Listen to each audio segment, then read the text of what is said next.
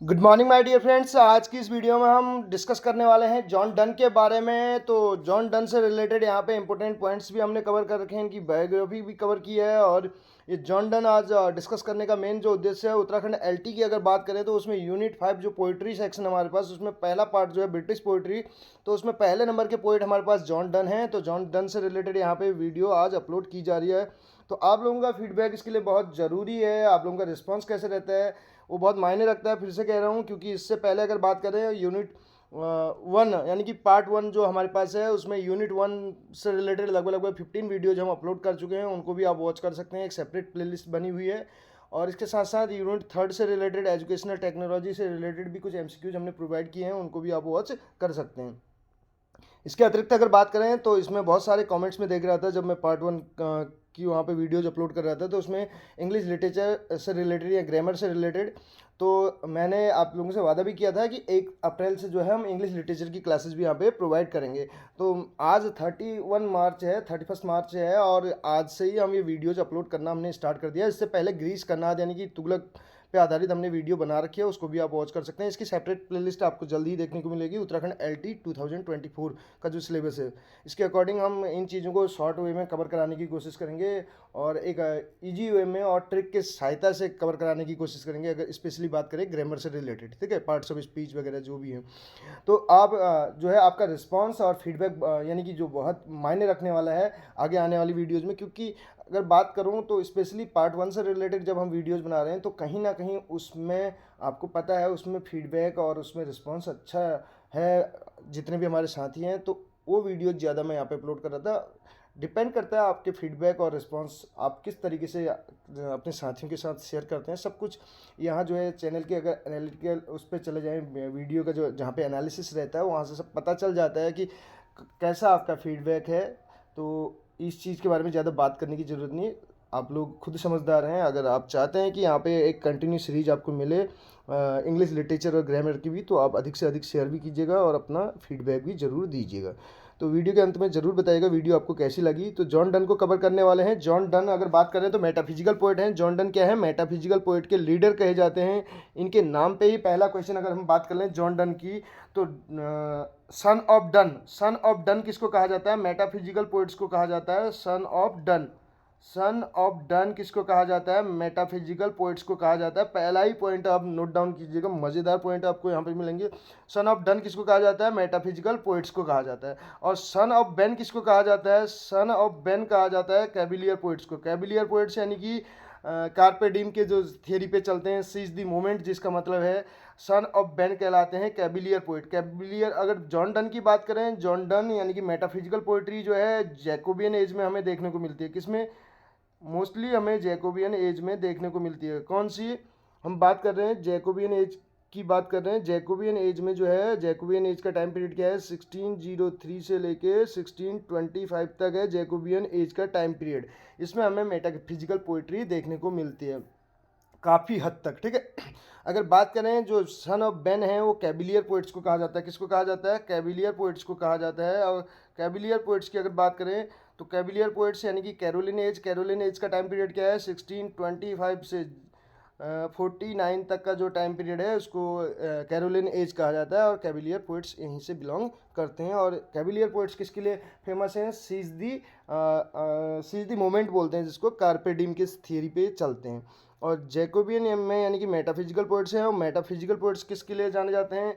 Metaphysical poets की अगर विशेषताओं की बात करें, किस चीज़ के लिए जाने जाते हैं? कंसीट के लिए, फार फेज्ड मेटाफर बोला जाता है इसको। इसके अलावा पन, इसके अलावा पैराडॉक्स, इन चीज़ों के लिए जाने जाते हैं। यानी कि फिगरेटिव लैंग्वेज का इन्होंने बहुत ज़्यादा यूज़ कर रखा है। विटी थे ये, क्या थे? विटी, विट का बहुत ज़्यादा यूज़ करते थे। ठीक है,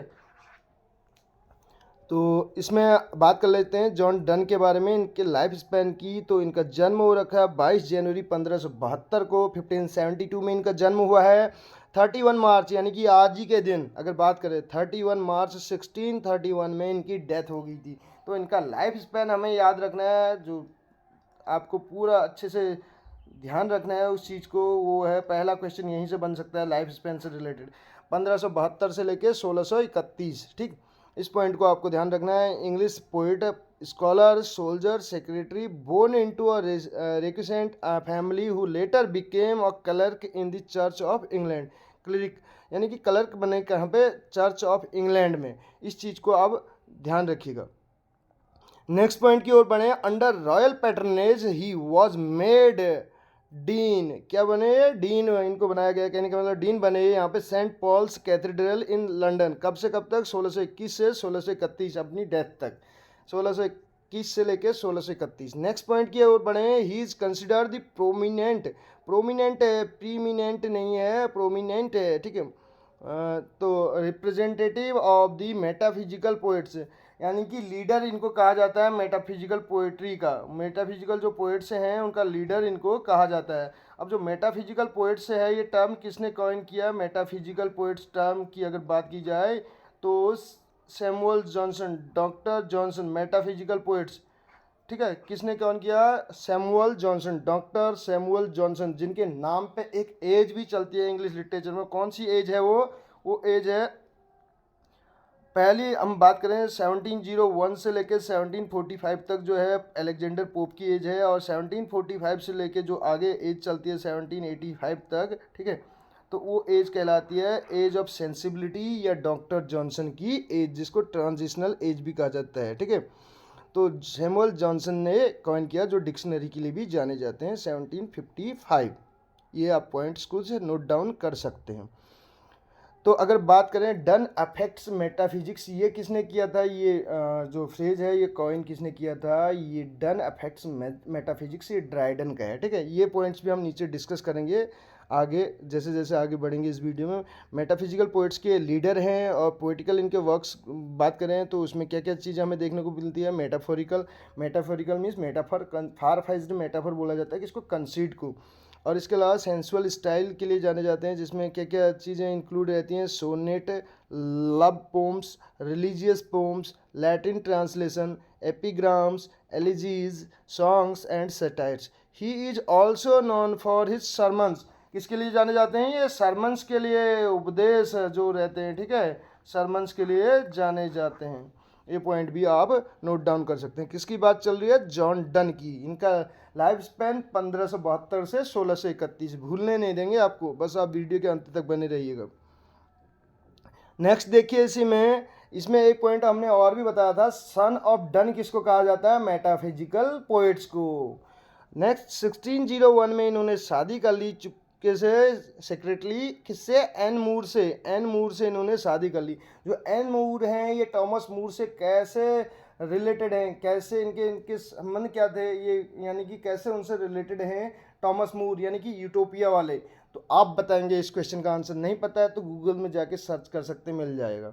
with whom he had 12 children. कितने बच्चे थे इनके? 12 बच्चे, यानी कि पूरे 1 दर्जन। आप नोट डाउन कर सकते हैं। 12 चिल्ड्रन किसके? जॉन डन के। आगे देखिए, इन 1615 का इनका मतलब 1615 में he was ordained Anglican deacon and then priest, although he did not want to take holy orders and only did so because the king ordered it। ये नहीं लेना चाहते थे इस होली ऑर्डर्स को, did not want to take holy orders and only did so, ऐसा इन्होंने सिर्फ किस लिए किया? because the king ordered it, क्योंकि किंग ने ऐसा आदेश दिया, ठीक है। ऑर्डेंड क्या? Anglican deacon and then priest, उसके बाद एक पुरोहित। आगे देखिए, he served as a member of parliament in 1601, और इसके बाद मेंबर ऑफ पार्लियामेंट यानी कि एमपी कब? 1601 से लेकर 1614 तक इन्होंने क्या किया? सर्व किया। किसके रूप में? मेंबर ऑफ पार्लियामेंट के रूप में। इसके लिए इनको कोई पेमेंट नहीं मिलती थी, ये भी आप नोट डाउन कर सकते हैं, सॉरी। पेमेंट इनको नहीं दी जाती थी, किसी भी प्रकार की कोई सैलरी इनको नहीं मिलती थी इसके लिए, एमपी के लिए। अगर बात करें, John Donne was born on 22 January 1572 and died, ये हम ऑलरेडी डिस्कस कर चुके हैं। He was born in London England, England में इनका जन्म हुआ, रोमन कैथोलिक फैमिली में। एट द टाइम, उस टाइम जो है practice of the religion, practice of that religion, यानी कि इस रिलीजन की, अगर कैथोलिक रोमन कैथोलिक की जो प्रैक्टिस थी उस टाइम पे वो इलीगल थी इंग्लैंड में, ठीक है।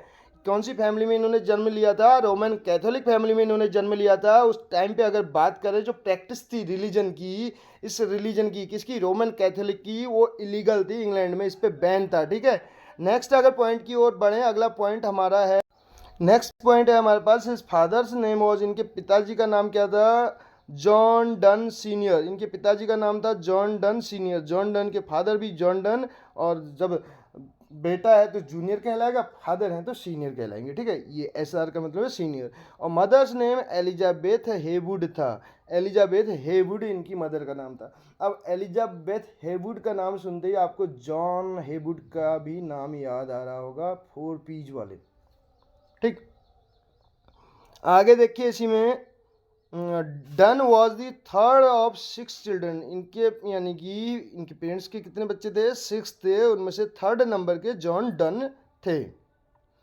His father died. इनके पिताजी की मृत्यु कब हुई? 1576 में। 1576 में पिताजी की मृत्यु होगी इनके। 1572 में इनका जन्म हुआ था, यानी कि 4 साल में ही, 4 साल के जब ये थे उसी टाइम इनके पिताजी की क्या होगी? डेथ हो गई। Elizabeth Heywood again married doctor John Syminges. तो एक बार फिर से इनकी माताजी जो थी एलिजाबेथ हेवुड ने शादी कर ली, किसके साथ? डॉक्टर जॉन सिमिंजेस के साथ, जो कि एक वेल्दी विडोवर थे। उनकी पत्नी भी नहीं थी, कहने का मतलब उनकी पत्नी की भी ऑलरेडी डेथ हो गई थी। जिनके कितने बच्चे थे? 3 बच्चे थे जिनकी, ठीक है। तो क्यों शादी की? क्योंकि ये इनका लुक आफ्टर करने में, लालन पालन करने में, पालन पोषण करने में जो है समर्थ नहीं थी इनकी माँ, किसकी? जॉन डन की अगर बात की जाए तो, ठीक है। तो कहीं ना कहीं उनको दिक्कत आ रही थी, तो इसलिए उन्होंने दोबारा से फिर शादी कर ली। आगे देखिए इन 1583 में, नेक्स्ट पॉइंट हमारे पास है 1583 में क्या होता है? एट द एज ऑफ 11 साल की उम्र में ये इन्होंने स्टडी करना आरंभ कर दिया, heart hall, now Hartford college Oxford. Heart hall करके वहाँ पे इन्होंने स्टडी करना स्टार्ट कर दिया 11 साल की उम्र में, जिसको अब किस नाम से जाना जाता है? हार्टफोर्ड कॉलेज ऑक्सफोर्ड के नाम से जाना जाता है। After 3 years of study there Donne was admitted. 3 साल की स्टडी के बाद देयर वहीं पर Donne was admitted to the University of Cambridge. इसके 3 साल वहाँ पे पढ़ने के बाद इनको कहाँ पे दाखिला मिल गया? यूनिवर्सिटी ऑफ कैम्ब्रिज में इनको दाखिला मिल गया, प्रवेश मिल गया। इस जहाँ पे क्या किया? Where he studied for another 3 years। जहाँ पे यानी कि कैम्ब्रिज यूनिवर्सिटी में इन्होंने नेक्स्ट 3 years वहाँ पे फिर से पढ़ाई की आगे की। Done could not gate degree. अब डिग्री वहाँ पे जब कैम्ब्रिज यूनिवर्सिटी में ये पढ़ रहे थे तो वहाँ पे इनको 3 साल पहले 3 साल में तो इन्होंने अपनी जो शुरुआती स्टडी है उसको किया था हार्ट हॉल का, जो बाद में ऑक्सफोर्ड के नाम से जाना जाता है। फिर बाद में इन्होंने 3 साल जो है कैम्ब्रिज यूनिवर्सिटी में वहाँ पे जब इनको दाखिला मिला तो वहाँ पे जब इन्होंने स्टडी की तो उसके बाद इनको not get a degree, not get a degree, वहाँ पे कुड नॉट गेट, उनको डिग्री नहीं मिल पाई। क्यों? फॉर ईदर इंस्टीट्यूशन, किसी भी इंस्टीट्यूशन से, संस्थान से इनको डिग्री उसकी नहीं मिल पाई। क्यों? क्योंकि बिकॉज ऑफ हिज कैथोलिसिज्म, क्योंकि ये रोमन कैथोलिक फैमिली से बिलोंग करते थे। उस टाइम पे वहाँ पे वो बैन था, उसकी प्रैक्टिस भी इलीगल थी। अब कि उसमें क्या होता है आगे देखिए, since he refused to take the oath of supremacy, क्योंकि इन्होंने ओथ ऑफ सुप्रीमेसी लेने से इनकार कर दिया था। ओथ का मतलब है एक टाइप की शपथ, ओथ ऑफ सुप्रीमेसी लेने से इन्होंने इनकार कर दिया, इस वजह से इनको डिग्री नहीं मिल पाई। अब ओथ ऑफ सुप्रीमेसी क्या है इसके बारे में भी बात करेंगे। रिक्वायर्ड टू ग्रेजुएट, जो कि बहुत ज़रूरी था ग्रेजुएट करने के लिए, एक उपाधि लेने के लिए ओथ ऑफ सुप्रीमेसी बहुत ज़रूरी था वहाँ पे उस टाइम पे। ओथ ऑफ सुप्रीमेसी क्या है देखिए, यहाँ पे हमने इसको भी अलग से डिफाइन किया है। ओथ ऑफ सुप्रीमेसी है a person from Catholic religion, एक व्यक्ति जो कैथोलिक रिलीजन से है, वॉज रिक्वायर्ड, उसको आवश्यकता होती थी किस चीज़ की? टू स्वेर, शपथ लेने की, यानी कि कसम। एलिजियंस टू दी मोनार्क, किसको? एक मोनार्क को क्या मानने के लिए? एज सुप्रीम गवर्नर, एक सुप्रीम गवर्नर मानने की, of the church of England. जो चर्च ऑफ इंग्लैंड है उसका सुप्रीम किसको मानेगा? वो मोनार्क, मोनार्क को सुप्रीम वहाँ का मानना पड़ेगा, सुप्रीम गवर्नर मानना पड़ेगा। अगर जो ऐसा नहीं करता है तो उसको ग्रेजुएट जो है यानी कि उसकी डिग्री नहीं मिलेगी, कहने का मतलब है, ठीक है। तो इसीलिए इन्होंने वो ओथ ऑफ सुप्रीमेसी लेने से इनकार कर दिया, इस वजह से इनको डिग्री नहीं मिल पाई। नेक्स्ट पॉइंट है Donne was appointed chief secretary. Donne को चीफ सेक्रेटरी अपॉइंट किया गया to the Lord Keeper of the Great Seal Thomas Egerton. ये भी आप ध्यान रख सकते हैं, चीफ सेक्रेटरी इनको क्या किया गया, अपॉइंट किया गया। नेक्स्ट पॉइंट है John Donne fail in love. इनको प्यार हो गया, ये प्रेम में पड़ गए, किसके, विद एजर्टन्स नीस, एजर्टन की जो नीस थी एन मूर से। बाद में 1601 में इन्होंने मैरी कर ली, यानी कि शादी कर ली, ठीक है, मैरिज उनके साथ इनकी हो गई। They were secretly married just before Christmas in 1601। जो क्रिसमस था उससे जस्ट बिफोर, उससे ठीक पहले इन्होंने शादी कर ली 1601 में। एंड हैड 12 चिल्ड्रन, 12 बच्चे थे, ये भी हम डिस्कस कर चुके हैं। 1602 की बात करें तो Donne was elected as the member of parliament. हम ऑलरेडी इस पॉइंट को भी डिस्कस कर चुके हैं, मेंबर ऑफ पार्लियामेंट इनको इलेक्ट किया गया 1602 में। 1601 में इनकी शादी हुई, 1602 में ये एमपी बने, और 1603 से रिलेटेड पॉइंट भी हम बता देते हैं। 1603 से रिलेटेड पॉइंट ये है कि क्वीन एलिजाबेथ की डेथ हो जाती है। क्वीन एलिजाबेथ जो एलिजाबेथ फर्स्ट थी उनकी डेथ हो जाती है, और 1603 में ही जो है एलिजाबेथन एज समाप्त हो जाती है। यहाँ से 1603 से 1625 तक जो है जैकोबियन एज चलती है, जिसमें king James sixth of England, जो किंग जेम्स सिक्स्थ थे इंग्लैंड के, किंग जेम्स सिक्स्थ जो थे इंग्लैंड के, वो यहाँ पे अब मोनार्क बनते हैं, और उनको इंग्लैंड में किंग जेम्स वन के नाम से जाना जाता है। किंग जेम्स सिक्स्थ जो स्कॉटलैंड के हैं, उनको ही इंग्लैंड में किंग जेम्स वन के नाम से जाना जाता है। जैकोबियन एज वहीं से स्टार्ट होती है 1603 से। ये पॉइंट भी आप नोट डाउन कर सकते हैं। Donne wrote of his love and loss.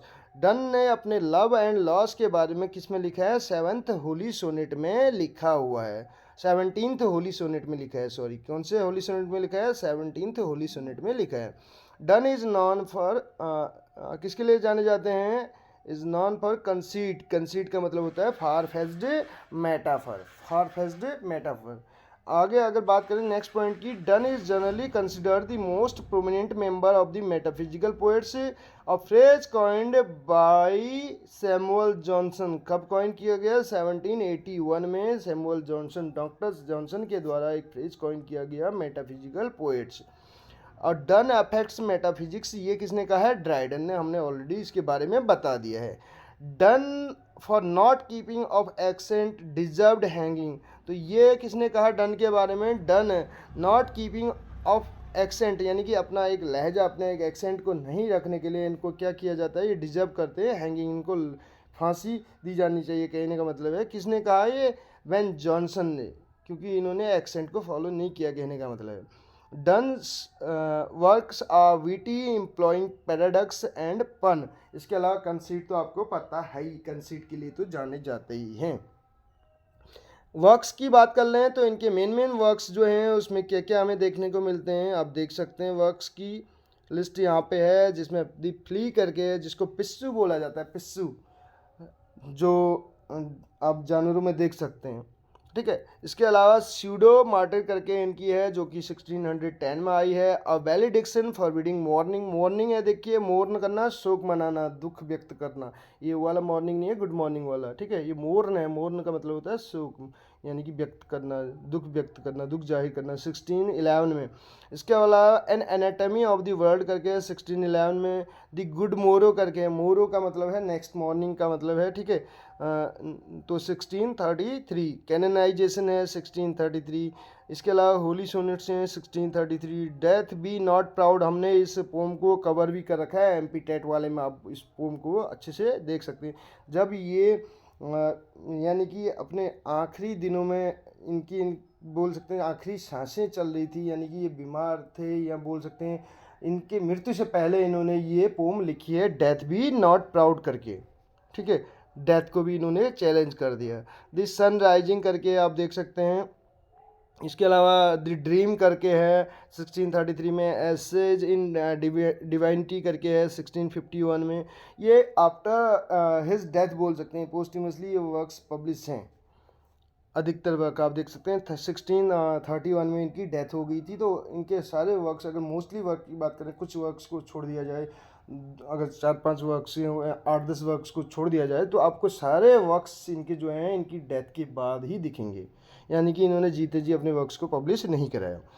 A hymn to God the Father करके है। हिम का मतलब होता है भजन से, साम से, जिसको डिवोशनल सॉन्ग भी बोला जाता है। आगे देखिए song go and catch a falling star करके इनका एक वो भी है, जो हमें देखने को मिलता है 1633 में। ये थे इनके कुछ इंपॉर्टेंट वर्क्स जो हमने यहाँ पे डिस्कस किए। जॉन डन से रिलेटेड ये जो पॉइंट्स थे हमने यहाँ पे डिस्कस किए, मेन पॉइंट्स। कैसी लगी आपको वीडियो ज़रूर बताइएगा। वीडियो पसंद आई हो तो अपने फ्रेंड्स के साथ भी शेयर कीजिएगा। मिलते हैं अगली वीडियो में। Thank you so much.